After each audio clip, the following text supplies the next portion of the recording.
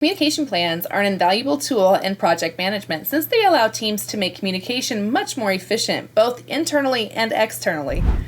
This includes everything from giving and receiving feedback on deliverables, requesting assistance from teammates, asking for information from a client, reviewing and approving deliverables, and pretty much everything in between.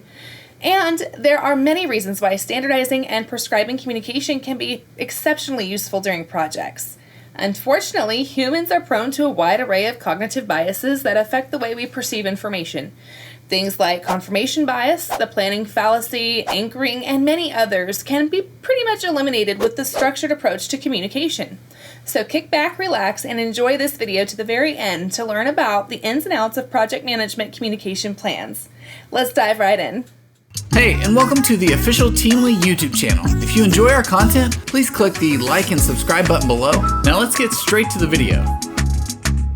Why effective communication matters. Communication is one of the most important factors that define the success of a project. Without it, it will simply be unsuccessful, period. Communicating effectively will allow you to eliminate a wide array of misalignments with your team and all the stakeholders involved. This is extremely important because everyone that participates in a project has very different professional backgrounds, skills, and perspectives. Aligning them will help you keep the project on task. While this may seem like a superficial problem, according to a survey published by the Project Management Institute, a third of respondents considered poor communication to be the primary reason for project failure. So how can communication plans help? The project management body of knowledge outlines 3 essential processes that are directly affected by communication plans.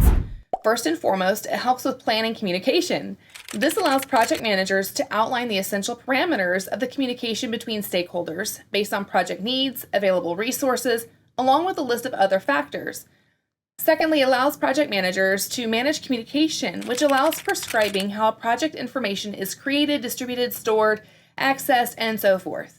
But last but not least, it allows project managers to monitor communication, which ensures that all stakeholders have access to the data that they need. By investing time and effort into developing a well-thought-out communication plan, you'll be able to avoid massive financial losses and keep the project on track by creating written documentation that all stakeholders can use at all times, clarifying when stakeholders are expected to get project-related updates, providing stakeholders with more visibility into the project and its underlying processes, creating an environment where everyone can provide and receive meaningful feedback, allowing to detect issues early on and eliminating wasted effort, making meetings more productive or eliminating them when possible. What does a good communication plan consist of? Communication plans come in many shapes and forms, and that's totally fine. There are many factors that range from organizational design to a PM's personal preference that can affect how a plan can be structured. However, we recommend that you consider including the following elements: a detailed collaborator sheet that will also include the roles, contacts, and other essential information, an extensive list of needs that have to be communicated during a project, a detailed outline of what the types of communication that will take place, mention each stakeholder's preference in terms of formality, personal pronouns, and so forth, make a detailed schedule for events, calls, status meetings, and check-ins. Establish a type of status updates that will be provided during the project where they can be found and the person responsible for drafting them. Designate people responsible for renewing tasks. Writing your own communication plan. So let's quickly touch on how you should start writing your communication plan from scratch. We'll split this process into 4 steps. Step 1, establish your communication methods. Let's start with the basics. Communication plans are about, communication. So it's best to first establish where and about what the stakeholders will communicate. Plus, it's always a good idea to also prescribe whether the communication should be carried out live or asynchronously. Step 2, establish a cadence. Now that you've outlined a topic of your stakeholders' interactions, it's time to discuss the frequency. For example, you might decide to schedule weekly project status updates, posted to all project stakeholders and sponsors, monthly project team meetings to discuss potential bottlenecks, asynchronous project milestone updates when necessary. Step number 3, add a plan for stakeholder management.